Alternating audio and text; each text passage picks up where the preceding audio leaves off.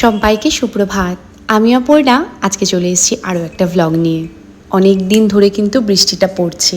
এই একটানা বৃষ্টির ফলে গরম থেকে কিছুটা সুরাহা হলেও সত্যি কথা বলতে অনেকেরই অনেক অসুবিধা হচ্ছে, তেমনি আমারও হচ্ছে। আজকে নাইট শিফট করে বাড়ি ফিরলাম, সাথে এনেছি কিছু প্রয়োজনীয় গ্রসারি।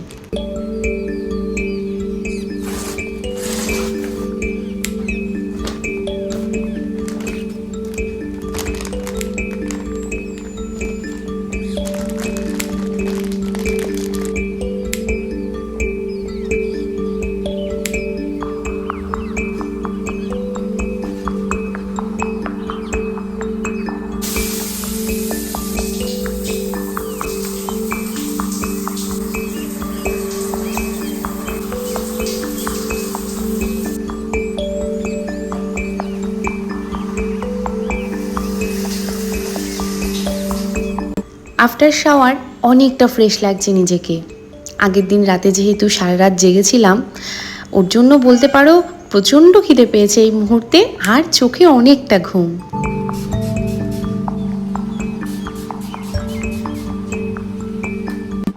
ওইদিকে মামনি তো আমার রান্নাবান্না করে একদম থালা গুছিয়ে রেখে দিয়েছে। আমি তাড়াতাড়ি করে একটু ছোট্ট করে স্কিন কেয়ারটা করে নিচ্ছি। এইটুকু যত্ন নিজের অবশ্যই নেওয়া উচিত।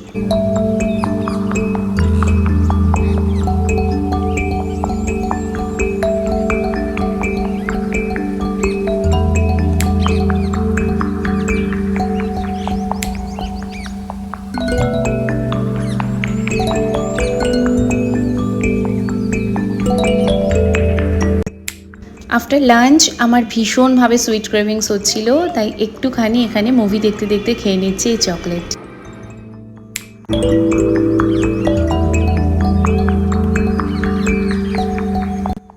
এখন সন্ধে বাজে প্রায় 6টারও বেশি। মুভিটা আমি পুরো দেখতে পারিনি, আমার প্রচণ্ড ঘুম পেয়ে গিয়েছিল।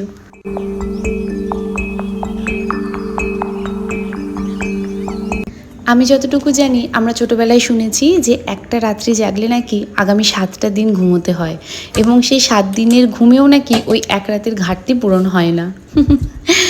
কিন্তু আমাদের তো কিচ্ছু করার নেই। দৈনন্দিন জীবনে এরকম বহু মানুষ আছেন যাদের এই ধরনের শিপগুলো কিন্তু ফেস করতে হয়। ঘরে একটু সন্ধে ধূপ জ্বালিয়ে চলে এসেছি রান্নাঘরে, 1 কাপ গরম গরম কফি নিয়ে বসবো।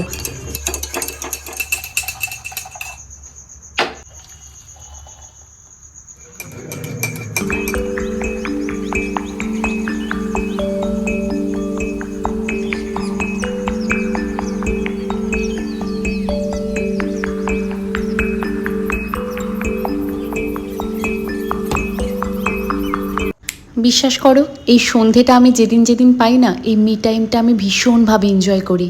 ঘরের এক কোণে বসে 1 কাপ গরম গরম কফি আর সাথে একটা প্রিয় ড্রামা। উফ,